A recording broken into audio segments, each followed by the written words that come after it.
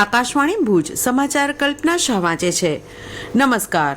પ્રધાનમંત્રી નરેન્દ્ર મોદી આવતીકાલે રાજ્યના પ્રવાસે આવશે. તેઓ ભાવનગર અને અમદાવાદની મુલાકાત લેશે. તેમના આગમનને લઈ ભાવનગરમાં તાડામાર તૈયારી ચાલી રહી છે. ત્યારે ગઈકાલે ધારાસભ્ય જીતુ વાઘાણીએ મહિલા મહાવિદ્યાલયથી રૂપાણી વર્તુળ સુધી પ્રધાનમંત્રીના રોડ શો માર્ગનું નિરીક્ષણ કર્યું. ભાવનગરમાં ભારતીય જનતા પાર્ટી દ્વારા યોજાયેલી પત્રકાર પરિષદમાં કેન્દ્રીય રાજ્યમંત્રી નીમુબેન બાંભણિયા અને શ્રી વાઘાણીએ પ્રધાનમંત્રી દ્વારા લોકાર્પણ થનારા વિકાસ કાર્યોની માહિતી રજૂ કરી સાથે જ તૈયારીઓ અને વ્યવસ્થાની સમીક્ષા પણ કરી.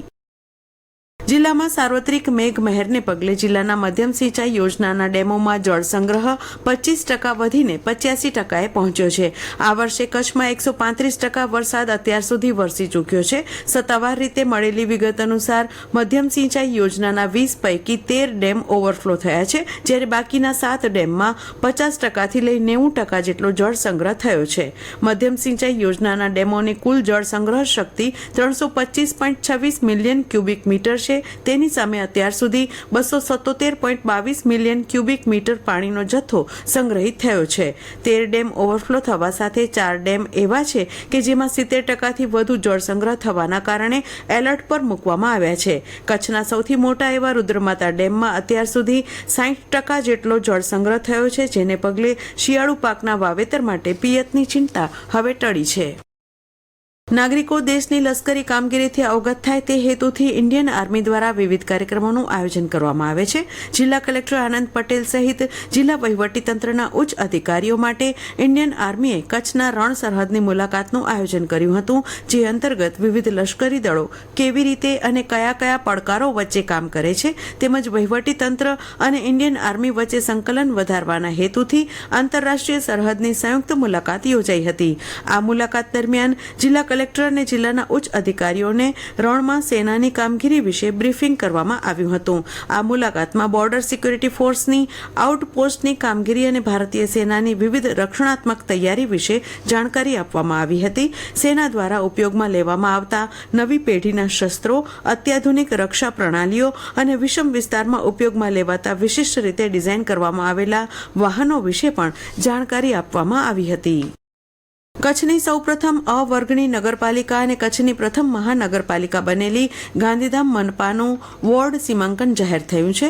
નવા સમાવિષ્ટ નવા વિસ્તારના 3 વોર્ડ બનાવાયા છે, જ્યારે ગાંધીધામ આદિપુરના 10 વોર્ડ બનાવાયા છે. નગરપાલિકા સમયના જૂના વોર્ડના નંબરોમાં પણ બદલાવ આવ્યો છે. રાજ્ય ચૂંટણી આયોગ દ્વારા વર્ષ 2011ની વસ્તી ગણતરી પ્રમાણે વોર્ડનું સીમાંકન જાહેર કરવામાં આવ્યું છે. પ્રાથમિક આદેશમાં જણાવાયા પ્રમાણે મહાનગરપાલિકાની 52 બેઠક જાહેર કરવામાં આવી છે. જાહેરનામા પ્રમાણે મહાનગરપાલિકાને 13 વોર્ડમાં વહેંચવામાં આવી છે. ભૌગોલિક એકજૂથતા, રેલવે લાઇન, નદી, રોડ લાઇનને કારણે વિસ્તારનું બિનજરૂરી વિભાજન ન થાય અને તમામ રીતે એક સરખા વોર્ડ બની રહે તે બાબતને ધ્યાનમાં રાખીને વોર્ડનું સીમાંકન કરાયું છે. ગુજરાત રાજ્ય યોગ બોર્ડના માર્ગદર્શન હેઠળ મેદસ્વીતા મુક્ત ગુજરાત શિબિર અંતર્ગત સિંધી સમાજના સહયોગથી ગાંધીધામ ખાતે યોગ શિબિરનું આયોજન કરવામાં આવ્યું હતું. આ શિબિરમાં મોટી સંખ્યામાં યોગ પ્રેમીઓએ ઉપસ્થિત રહી યોગાભ્યાસ તથા આરોગ્યપ્રદ જીવનશૈલી વિશે જાણકારી મેળવી હતી. આ અવસરે પતંજલિ પરિવાર, ગુજરાત રાજ્ય યોગ બોર્ડના સભ્યો તથા ડોક્ટર્સ ટીમ દ્વારા માર્ગદર્શન આપવામાં આવ્યું હતું. આ શિબિરમાં વિવિધ લોકોએ ઉત્સાહભેર જોડાઈને યોગાભ્યાસ કર્યા હતા અને તબીબી માર્ગદર્શન મેળવ્યું હતું. વસ્તુ અને સેવા કર જીએસટી પરિષદે કર માળખામાં ઘટાડાના નિર્ણયને રાજ્યભરમાં વ્યાપક આવકાર મળી રહ્યો છે. પરિષદે લોકોનું જીવન સરળ બનાવવા અનેક ક્ષેત્રમાં કરના દર ઘટાડ્યા છે. આગામી 22મી તારીખે અમલમાં આવનારા નવા દરથી બાંધકામ ક્ષેત્રે સંકળાયેલા લોકો અને સામાન્ય નાગરિકને પણ ઘણો લાભ થશે તેવું આ ક્ષેત્રના નિષ્ણાતો માની રહ્યા છે.